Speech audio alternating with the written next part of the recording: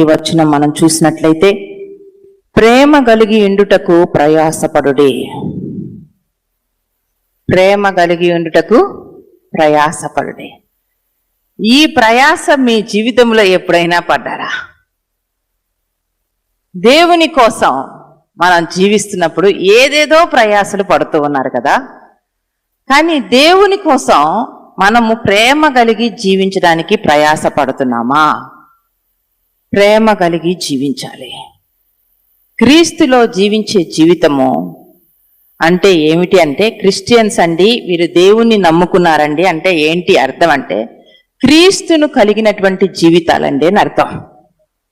క్రీస్తును కలిగినటువంటి జీవితాలు, క్రీస్తునే మాదిరిగా తీసుకున్న జీవితాలు. కనుక ప్రేమ కలిగి ఉండాలి.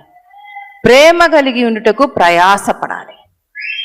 కనుక ఆ ప్రేమ ఏదో లోక సంబంధమైన ప్రేమ కాదు, శరీర సంబంధమైన ప్రేమ కాదు. ఒక శ్రేష్టమైనటువంటి ప్రేమ. మన దేవునికి ఒక శ్రేష్టమైన పేరుంది. అదేమిటంటే ఆయన ప్రేమ స్వరూపి. మన యేసయ్య ప్రేమ స్వరూపి. కనుక ప్రేమ కలిగి జీవించాలి.